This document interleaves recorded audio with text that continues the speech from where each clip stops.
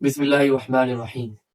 الحمدللہ، آج ہم لوگ کچھ ایسے مسائل، کچھ ایسے سوالات کا حل ڈھونڈنے کے لیے جمع ہوئے ہیں کہ جن مسائل اور جن سوالات کے جوابات کے تحت آپ کے ذہن و دماغ میں بھی سوال ابھرتے ہوئیں گے کہ ان مسائل، ان سوال کا جواب ہمیں کہاں ملے۔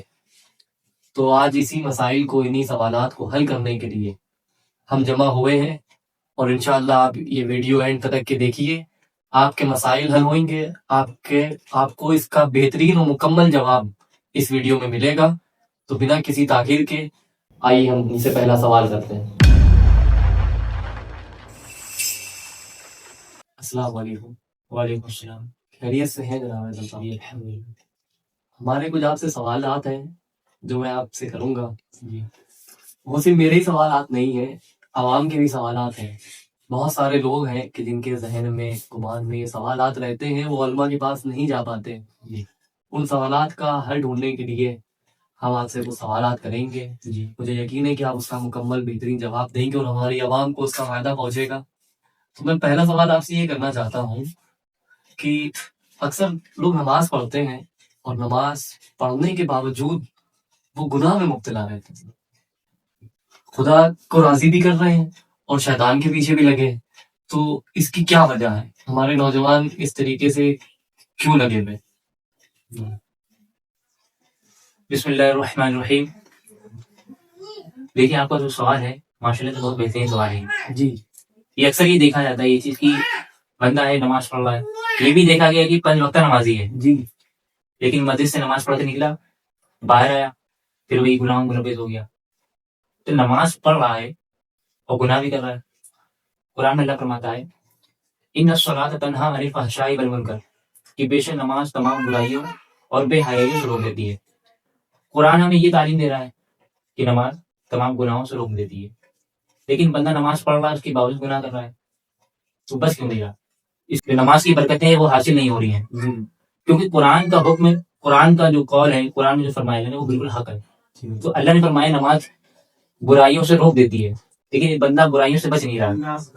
تو اس کی وجہ ایک یہ بھی کہیں نہ کہیں ہے کہ بندے کی نماز میں کوئی کمی رہ رہی ہے، کوئی کمی ہے، کوئی کمی ہے جو وہ پتہ نہیں کر پا رہا ہے، لیکن اس کی نماز مکمل صحیح طریقے سے نہیں ہو رہی ہے۔ اگر نماز اس کی صحیح طریقے سے صحیح ادا ہوگی تو انشاءاللہ تعالیٰ نماز میں اس کی برکتیں حاصل ہوں گی، اس کو سکون بھی حاصل ہوگا اور جو گناہوں سے بھی بچے گا وہ بندہ انشاءاللہ۔ تو ہمیں اس کے لیے چاہیے کہ اپنی نمازوں کو ہم درست کریں، اپنی نماز اپنے مسجد کے امام، علماء ان کے پاس جائیں، ان کو دکھائیں، پڑھ کے دکھائیں، اپنی نماز سنائیں کہ اس میں کوئی کمی ہو، کوئی غلطی ہو رہی ہو تو اس کو وہ حافظ ہو، مسجد کا امام ہو، عالم ہو، وہ اس کو ٹھیک کرے کہ یہ ایسا نہیں، ایسا ہے۔ اس طریقے سے نماز بھی انشاءاللہ ٹھیک ہو جائے گی، اور دیکھو نماز پڑھے گا اس کو برکتیں بھی اس کی حاصل ہوں گی۔ جی، اگر نماز صحیح طریقے سے پڑھی جائے گی تو نماز بے حیائی اور برے کاموں سے روکتی ہے۔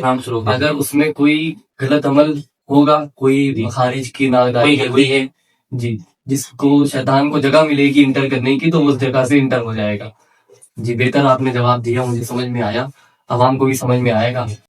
اور دوسرا سوال میرا آپ کے پاس میں یہ ہے کہ لوگ کہتے ہیں نماز پڑھ رہے ہیں۔ ایک وہ ہیں لوگ کہ جو نماز پڑھتے ہیں پھر بھی گناہ میں، ایک وہ لوگ ہیں کہ جو نماز پڑھ رہے ہیں اور کہہ رہے ہیں سکون نہیں حاصل ہے، اور بدلے میں وہ کہتے ہیں کہ اللہ کے ذکر میں سکون ہے، اور پھر ان کو سکون بھی نہیں مل رہا۔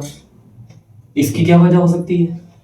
دیکھیے، اس کی وجہ تو یہ ہے، پہلی بات یہ بھی اس میں اللہ نے قرآن فرمایا ہے کہ اللہ کے ذکر سے دل کو سکون ملتا ہے۔ جی تو ایک بزرگ کا قول مجھے یاد آتا ہے کہ ایک سر سے ایک بزرگ کے پاس آیا اور کہنے لگا کہ میں نماز پڑھتا ہوں اور پرماننٹ پڑھ رہا ہوں، مجھے سکون نہیں مل رہا۔ جی جب وہ بزرگ نے یہ بات سنی تو فرمانے لگے کہ تمہاری نماز اللہ کی رضا کے لیے ہو رہی ہے، تم اگر سکون کے لیے نماز پڑھ رہے ہوتے تو کب کا نماز چھوڑ دیتے، کیونکہ سکون حاصل ہی نہیں ہوا۔ تمہارا مقصد یہ تھا کہ اللہ راضی ہو رہا ہے، اللہ کی عبادت کر رہے ہیں، اللہ کا حکم پر عمل کر رہے ہیں، جی حضور کی آنکھوں کی ٹھنڈک نماز اس کو ادا کر رہے ہیں۔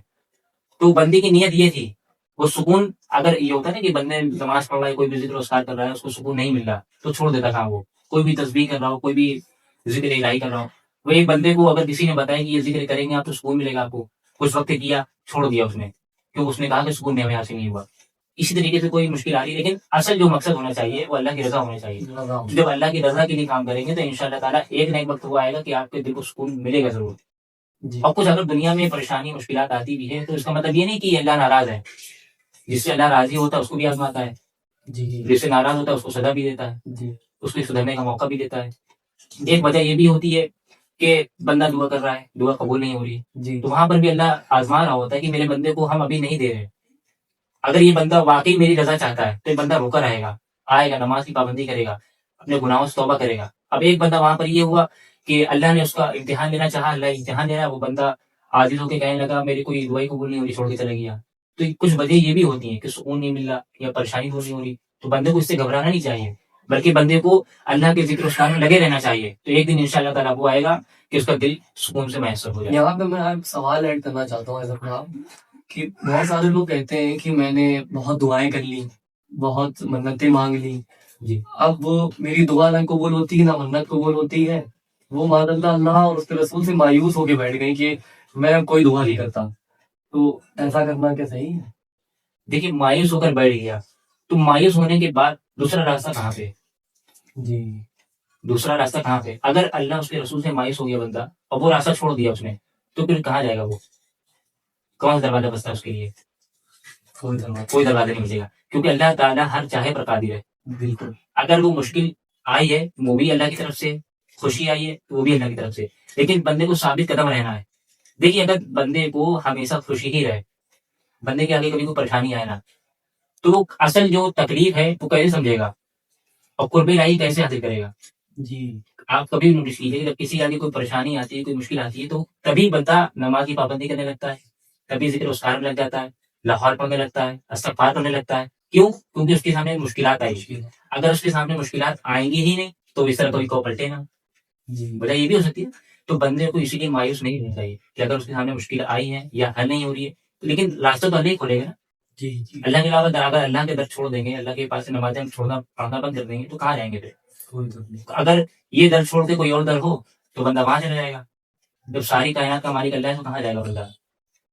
تو مایوس نہیں ہونا چاہیے اللہ کی امید سے، اللہ بہتر نوازنے والا ہے۔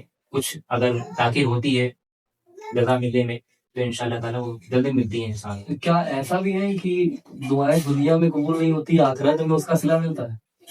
دیکھیں یہ بھی ماشاءاللہ بہت اچھا سوال کیا آپ نے کہ بندہ یہ بھی خواہش رکھتا ہے کہ ہم نے اگر جتنی ساری دعائیں مانگی ہے تو ساری میں یہی قبول ہو جائے، جی ہم کو اس کا جو ہے صلہ یہی مل جائے۔ سب کا ایک ہے۔ لیکن اللہ رب العزت وہ کریم ہے، وہ مہربان ہے کہ اگر بندہ ایک ہمارے علماء نے ہم کو یہ تعلیم فرمائی ہے، بتایا ہے کہ اگر بندہ گناہ گار تھا، ٹھیک ہے، اس نے کوئی اچھا عمل کیا جس سے اللہ راضی ہو گیا، پھر اس نے اسی وقت دعا بھی کر لی، وہ دعا بارگاہ الہی میں قبول بھی ہو گئی، لیکن اس کا اجر نہیں ملا، اس کا صلہ اس کو نہیں ملا، تو یہ اللہ رب العزت کل بروز محشر کے لیے اس کے لیے دعا روک دیتا ہے۔ کل جب اس کے اعمال میرے سامنے پیش ہوں گے تو کل میں اس کی یہ مقبولیت، اس کا یہ عمل ہے جو مقبول ہے، میں اس کو پیش کر کے اس کو بخش دوں گا۔ سبحان اللہ۔ تو بندے کو یہ بھی نہیں چاہیے کہ اگر ہم نے ساری دعا مانگی تو فوراً اسی وقت اسی دنیا میں قبول ہو جائے، جی تو اس میں بھی صبر استقامت رکھنی چاہیے کہ اس کا صلہ بروز محشر انشاءاللہ ملے گا۔ انشاءاللہ۔ تو سارے اجر دنیا میں ہی تلاش کرنے سے نہیں مسئلہ ہے، جی کچھ چیزیں بندے کو اللہ پر بھی چھوڑ دینی چاہیے جی کہ اللہ بہتر کرتا ہے۔ جی بالکل صحیح کہا آپ نے۔